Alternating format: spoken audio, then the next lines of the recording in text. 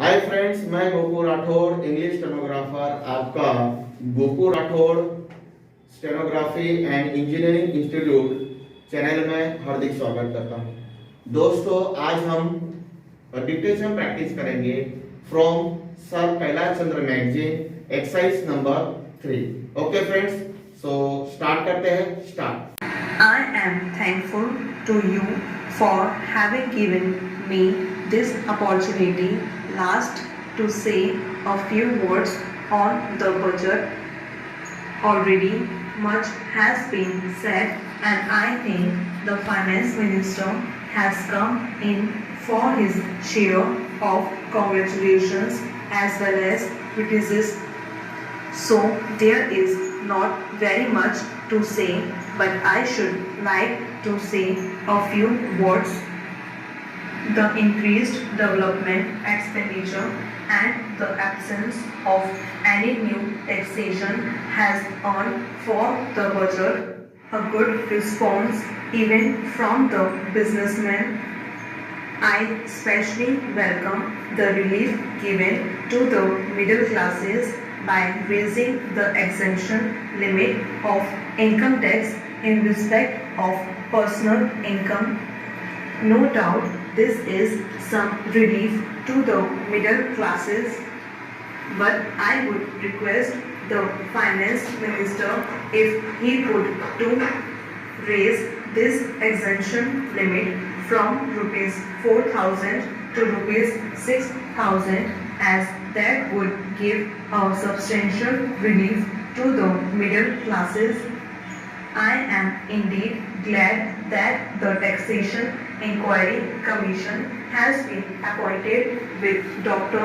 John Mackay as the chairman, and I am sure that many of the vexed problems may be solved through this commission.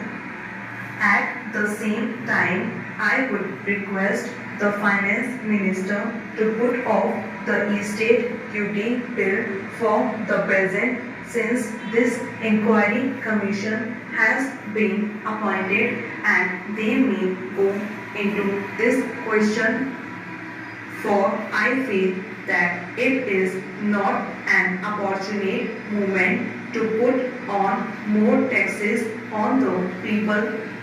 Already, as Mr. Gadgil has pointed out, there are so many taxes on the people. The people are overburdened by taxes and they are just trying to recover their stability. So, in regard to estate duty, I would ask him to consider about it. My reason for asking it to the postpone is, as I have said, that the people are still facing economic distress, and then our government is not able to offer the amenities which other countries have, where the estate duty exists, such as free compulsory education for children, free medical aid, homes for the poor and the destitute, old age pension, etc. So my humble suggestion is that this point may be considered by the Taxation Inquiry Commission. I agree that there is a brighter side of the picture, and that instead of continually harping on our poverty, we should also see the bright side. We are making encouraging progress towards laying the foundation of a welfare state. With the cooperation of all and the implementation of the 5-year plan, I am sure, sir, that we should be able to lay the foundations and fulfill the dreams of India.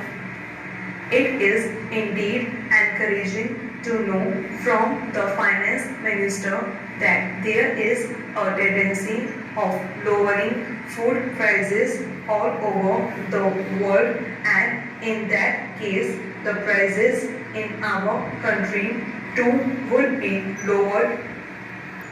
Regarding defense, for obvious security reasons, I do not agree with my friends who say that the expenditure should be curtailed.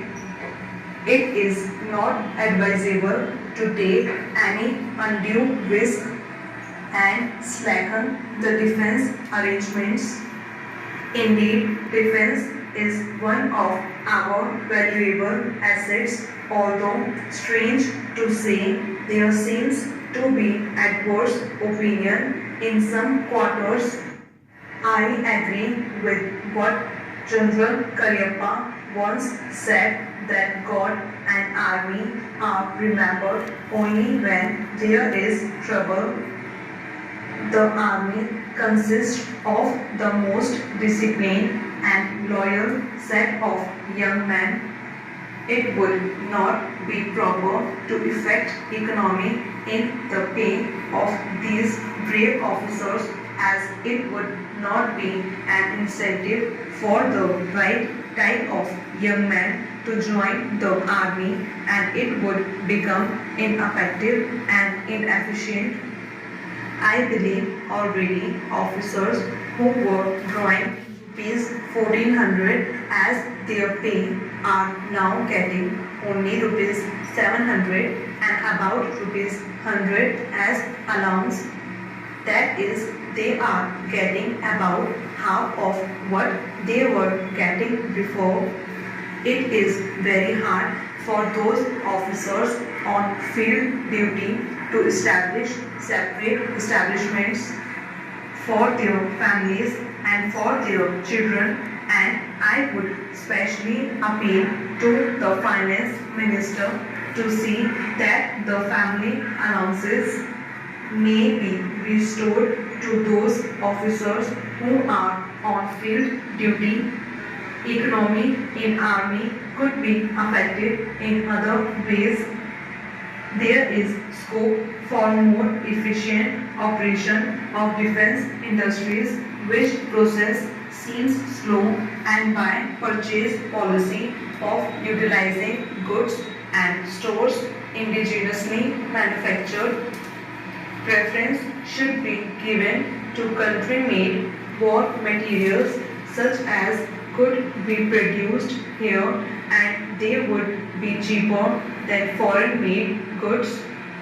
I may also suggest that the armed forces who are not on field service or under any operational commitments could be utilized for giving military training to the youths in schools and colleges, which would teach discipline and loyalty